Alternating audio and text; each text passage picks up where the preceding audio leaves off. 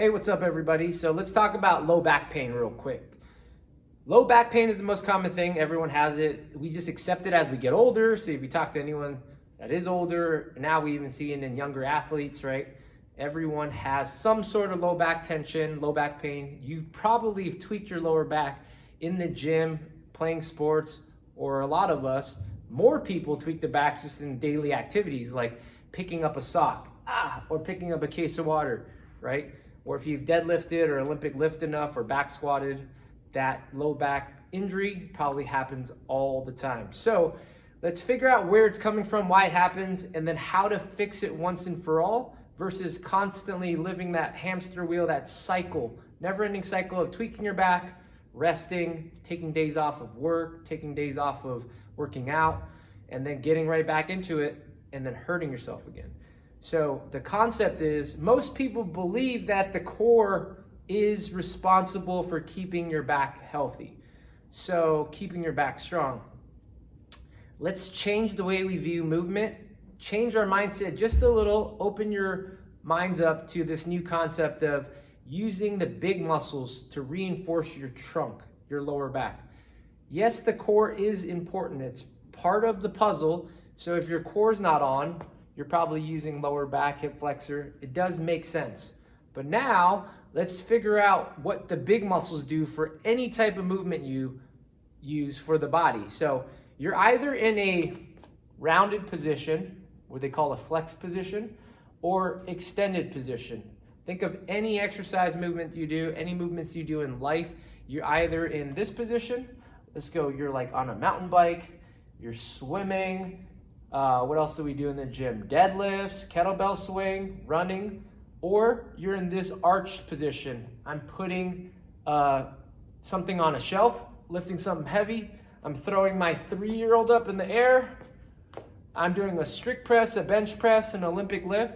So you'll see your body doesn't know from one technique or one application to another. If I'm throwing up my toddler here, I'm in this arch position, bench pressing, right? My body just knows how to get into that position. The muscles don't change from one thing after another. So the idea is if you hurt yourself doing one of those things, if I'm picking up a case of water at Costco, doing a deadlift, picking up a sock, I hurt myself. Or if I go for a long walk or run and my back starts to tighten up. Or the other side of things, if I'm lifting something too heavy and I tweak my back, let's figure out how the movement works, find the root cause, and then address it from there. So it's pretty simple. Like I said, the core is not the only thing we should be focusing on. Because if that is it, if I'm doing a heavy deadlift, if I'm lifting something like putting a case of water on top of the fridge, right? If I only focused on this part, it's never gonna be strong enough to move my body, to lift things, to pick something up. What you also need to factor in are the big muscles around the whole trunk. That's why it's not just that one pain point, right? So if you look for anything, shoulders rounded forward, right? Where you're hunched over, you're biking, you're cycling. Try to round your back as much as you can, like bad, like a cat. You see people lift, or yourself, you may have lifted when it got heavy for a deadlift. You can tell there's a lot of bending at the spine. It kind of hurts and stretches right now. I never want to lift or get into that position. So if I just brace my core as tight as I can, and then I have a heavy case of water deadlift, I'm helping my buddy move my couch, even though my core is tight, I can still round my back. So does it help? I mean, it does, because I'm using at least some core versus just doing this. But the test is if you guys engage your pec and lat. So the drill is we do this pec press. You push in through your palm until you feel your pec on, right? Pull your shoulders down and then pull back until you feel the equal burn in your chest and lat. If your chest and lat is flex, like right now, it's flex as hard as I can. Pec is on, lat is on, they're both on. I cannot physically bend my spine anymore. The lat and the pec is holding it in place. I feel the tension. As much as I try to round my back like a cat, it's not gonna happen. Now, if I get in a position where I'm holding something like a barbell, a case of water, if my chest and my back muscles are on as hard as I can like this, I can't round it. Now, if I let go of my lat and pec, You guys see that? So what's more important to hold your spine in place? We just tested it. My pec and lat, big muscles in the body. That combo is way bigger than just the core. But the test is that my pec and lat's on, I can't round. So isn't that a good sign? So if you're deadlifting, kettlebell swinging, picking up a case of water, if your pec and lat's on, you physically can't round.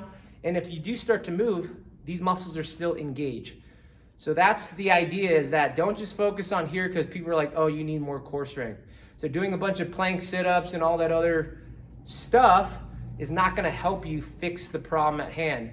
So if you hurt yourself lifting the sock again, then brace your pec and lat, pick up that sock, see if it's better. So test it out for yourself, understand how it works. Again, core tight. I can still round my back. So it doesn't really fix the movement itself, okay? So work the pec and lat. If you tie in pec, lat, and core, now you're optimal, but that's for a different day. The other side of it is that when you do anything like a strict press, same idea. If I'm just pushing something heavy, your body will naturally get into this bad position like this. Oh, I felt it all on my back. So try that. Stand here and arch, lean back. Like you're limboing. It's all in my back right here. Feels terrible. That's what's happening when you're bench pressing, when you're doing a push press, strict press, lifting something overhead, throwing a toddler up, lower back, lower back. Same test, core tight. Core as tight as I can. That's the only thing I'm focused on. I'm bracing it. I feel the tension. I'm still bending at my spine. I still feel it right here. So does it help? It did help a little, but I still feel the pain. Now, same idea, open up that posture, pec and lat is on, and then try to lean back now. That's all I got. And my lats actually get tighter. So now if I'm lifting something, my lat is stopping me from, if I relax my lat, it keeps going. One thing to optimize, if your lat and pec is on, you also want to make sure your core and glute are helping out. So this is the drill we use to actually use these lower body muscles. If you just lean back as far as you can, it's all lower back. Flex your butt, flex your core. Now you get your pec and lat to turn on. Everything is working together. So again, long story short, if you want to build a stronger base, learn how to tighten up the right muscles so you don't hurt your back. You guys have to see the body in a different light where you're not just focusing on one little piece of the puzzles. Hey, back hurts. Tighten this up. Hey, back hurts. Stretch out your psoas or hip flexors. Roll out your lower back. It doesn't work like that. That's just treating the symptom. The idea is understand how your body is designed to move. So whenever you're doing anything here, pec and lat should be doing all the movement. If you stand a paddleboard, you surf, right? You swim. Those are the things that are important to us, right? And then take that into daily movements, whether you're just driving in your car. I'm in a rounded position. So now I have my pec and lat on versus driving like this for 4 or 5 hours. So think about movement first, what muscles you're designed to use, and then train that. So how do you reinforce everything? Well, get that pec and lat to turn on, hold that position, and challenge these muscles. Add more weight. Try to apply that to the movements you like a deadlift. Same idea, this position, pec and lat on, glutes on, lean back. Just do this standing. If I keep leaning back, my glutes, my lats, my pec, my abs are on fire. This is way better than doing a traditional plank where I'm on the ground. Who gives a damn about the plank? This is actually reinforcing a posture, a position that I'm gonna use for everything, right? Same idea, instead of a plank, we stand there with some kettlebells or dumbbells or weight, groceries, whatever you got at home, and then just hold.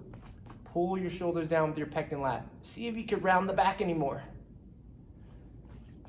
Guarantee you're gonna start to learn how to take care of the body better, build the right core strength that you really wanted so you don't waste time doing a lot of unnecessary core work or unnecessary mobility recovery work or stretches that are promising you to fix your back pain. They might help you alleviate some of the symptoms, but it won't fix the problem unless you find the root cause. You have to fix the movement first.